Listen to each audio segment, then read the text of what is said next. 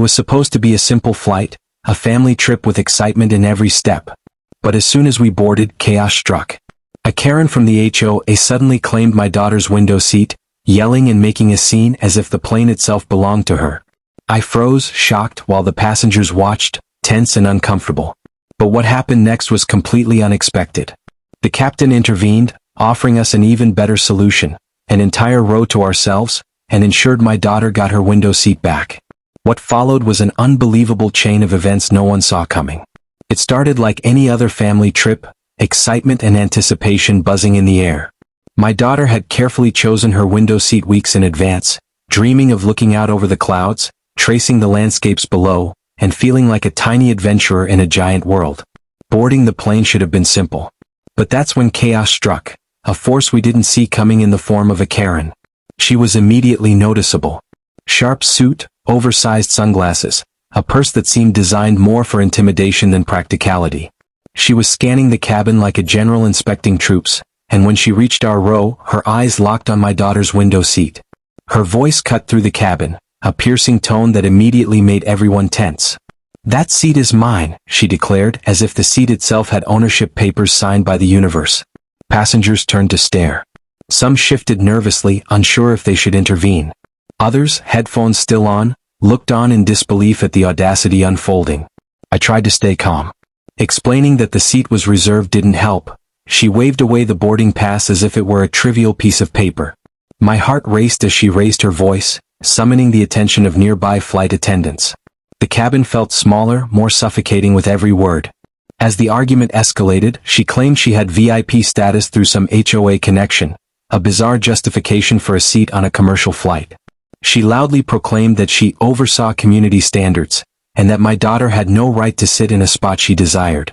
Passengers exchanged confused glances. No one had ever heard of an HOA extending its authority onto airplanes. The flight attendants arrived, polite but firm, trying to mediate. "Ma'am, the seat is reserved," one explained. She scoffed, turning it into a theatrical performance.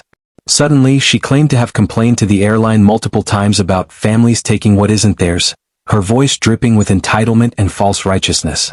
Her story was impossible to follow, contradictions and exaggerations flying fast. Meanwhile, my daughter looked up at me with wide eyes, clutching her small backpack, unsure whether to cry or be brave. Just as the tension peaked, the captain appeared from the cockpit doorway, a calm figure cutting through the storm. He had been monitoring the situation and immediately took control. With a polite but firm tone, he asked us to step aside for a moment. Everyone in the cabin held their breath, anticipating either disaster or resolution. The captain's intervention was unexpected. Instead of simply asking the Karen to sit elsewhere, he offered a solution that no one could have predicted. "I can move you and your family to an entire row," he said, motioning to the empty seats further back. My daughter's eyes lit up. "We get the whole row?" she whispered. I nodded, relieved and incredulous. The Karen, however, was not pleased. As we started moving, she began plotting loudly, muttering about unfair treatment and special privileges. Everyone could hear, and some passengers began recording with their phones. But the captain didn't flinch. Instead, he leaned back, calm and authoritative, his presence alone asserting control. The tension in the cabin was electric, and I realized this was only the beginning. As we settled into the new row, my daughter claimed her window seat with a triumphant smile. The captain made sure she was comfortable, explaining small gestures that made her feel welcomed and safe. He even let her press a button to see the cockpit lights, a small reward that transformed her fear into excitement. Passengers around us, witnessing the absurdity, whispered amongst themselves, some shaking their heads, some smirking. The Karen's protests grew more ridiculous as she tried to convince the flight attendants that the solution was unacceptable, ignoring that she had no basis for her claim. Mid-flight, the Karen escalated further. She began complaining about how this kind of preferential treatment disrupted community order, loudly referencing HOA rules that had no relevance on a plane. She even demanded a formal apology from the airline. Some passengers couldn't help laughing quietly, others recorded everything. It was surreal, a full-blown HOA meltdown at 35,000 feet. Despite the chaos, the captain remained a stabilizing force. He reassured us, politely explaining that her claims had no validity, and suggested that she enjoy the flight like everyone else.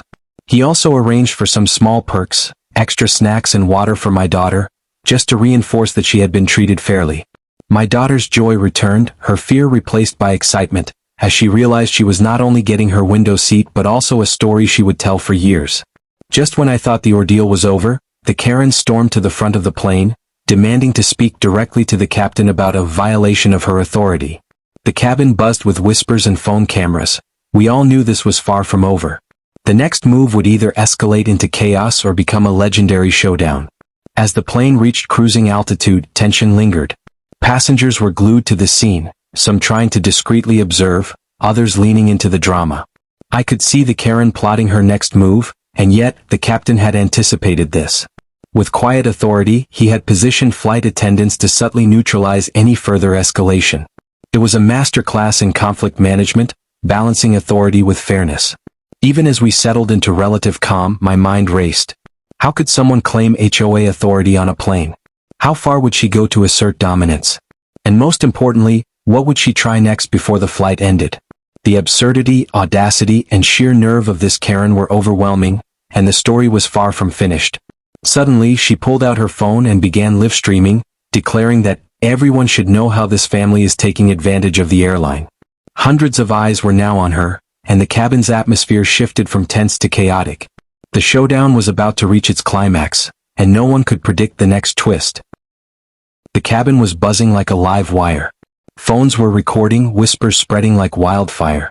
Every passenger seemed to lean in, drawn to the spectacle that had become a surreal clash between entitlement and reason. The Karen, still standing, pointed her finger at my daughter's seat as though she could rewrite the laws of boarding. Her live stream had gone viral mid-flight, at least in the 30 rows of the plane, and her voice carried every accusation as if the world itself needed to listen. The flight attendants tried to calm her again, suggesting she sit in her assigned spot. But she refused. She waved her phone in the air, claiming that millions are watching, and that the airline was violating her rights as a supposed community authority.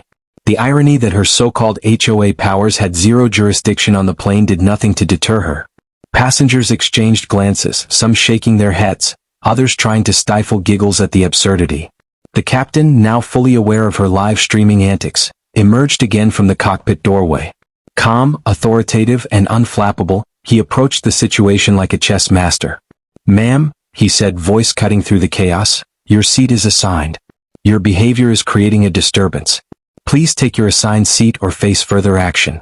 The Karen shot back, insisting that her HOA credentials overrode the airline's policies. She even started quoting random HOA bylaws that she believed applied, including sections about community oversight and enforcement of seating rights, which were clearly meaningless in this context. Some passengers began whispering about calling the police once the plane landed, while others recorded everything. The tension was electric. My daughter, still seated, gripped the armrest. Her eyes were wide, both terrified and excited, as if witnessing a live-action drama unfold before her very eyes. I leaned down, whispering reassurances, but even I struggled to comprehend the level of audacity I was witnessing. The Karen was relentless, now demanding that the captain personally apologize and compensate her for emotional damages caused by a mere seating dispute. Mini cliffhanger number 1. Just as I thought the situation couldn't escalate further, the Karen attempted to block the aisle entirely, standing directly in front of my row. Passengers were forced to squeeze past, some muttering under their breath, others filming. The cabin was on the edge of chaos. The captain's eyes narrowed, and I knew something big was about to happen. The captain calmly instructed the lead flight attendant to offer the Karen an alternative, a seat at the very back of the plane, away from the family she had been harassing.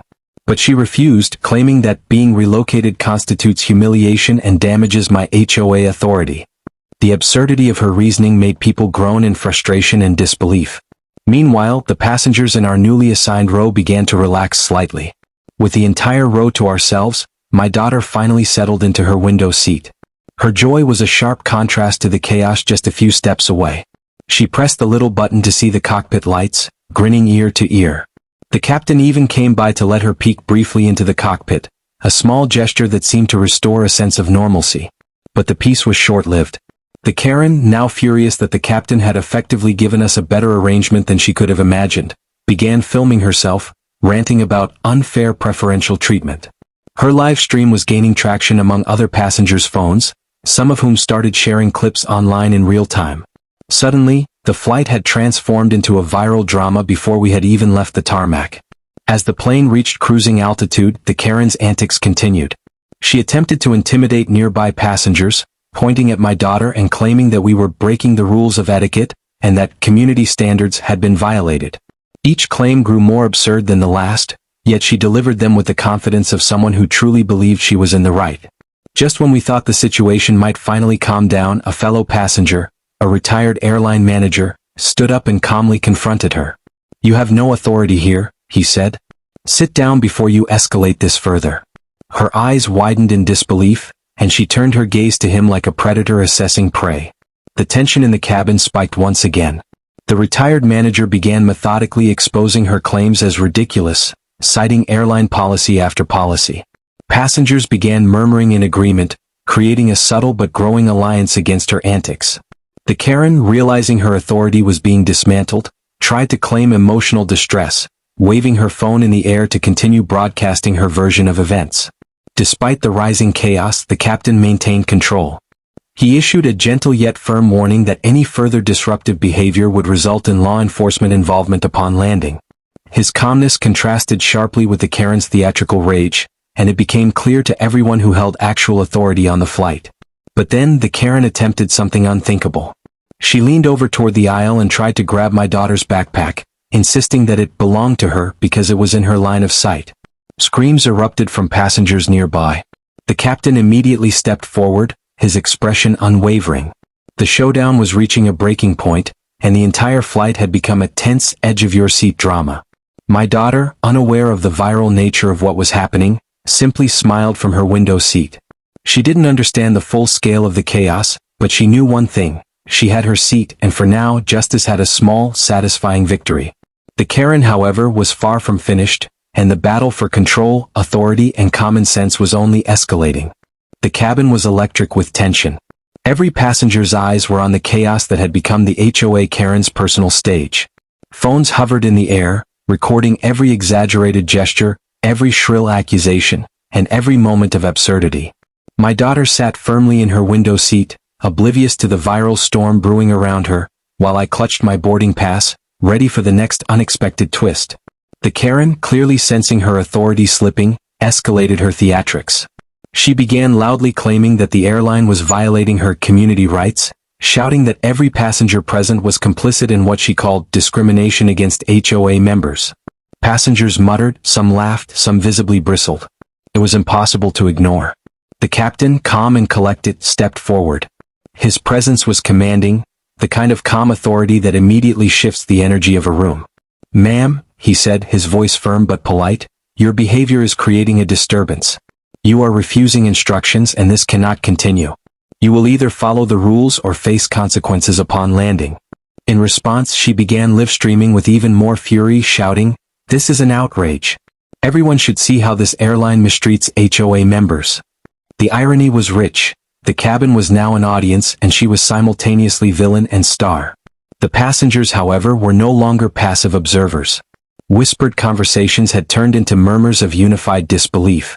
Many were clearly rooting for us, the family simply trying to enjoy our flight. The captain made a subtle signal to the lead flight attendant, who immediately positioned herself strategically.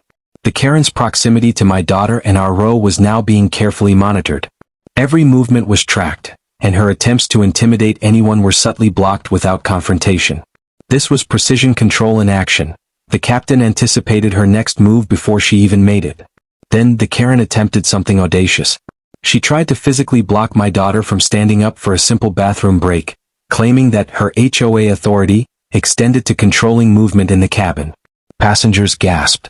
A few pulled out phones, ready to intervene virtually. The captain stepped closer, eyes narrowed, the calm before a storm. With calculated calm, the captain offered a brilliant solution. He announced, "For the comfort and safety of all passengers, I am relocating the disruptive individual to the back of the plane. She will have the row to herself." The Karen protested, stomping her foot and claiming humiliation, but flight attendants guided her calmly yet firmly. The shift changed the dynamics instantly. The power struggle tilted entirely in our favor. Meanwhile, my daughter's excitement returned. She peered out the window, imagining clouds as magical mountains and rivers. The entire row to ourselves meant space, comfort, and peace, a stark contrast to the pandemonium behind us. It was more than just a seat. It was a small victory in a battle for common sense and fairness. The Karen, refusing to accept defeat, attempted a last-ditch effort to regain attention. She raised her phone to live stream from the back row, claiming the captain was discriminating against HOA royalty. But the passengers, now firmly observing her antics as absurd, began rolling their eyes, murmuring and recording. Social media gold was being created mid-flight, but not in her favor. The captain, ever the strategist, intervened once more. He calmly informed the cabin, "This situation is under control. Any further disruptive behavior will be reported to authorities upon landing." His words carried weight. The Karen, realizing the captain's authority was absolute and unwavering, had no choice but to sit silently. The subtle threat of law enforcement was far more powerful than any HOA claim. Just as the cabin began to settle, a new voice emerged, the retired airline manager from our row. He gently but firmly addressed the Karen, explaining the absurdity of her claims, the non-applicability of HOA rules on commercial flights, and the ridiculousness of her escalation.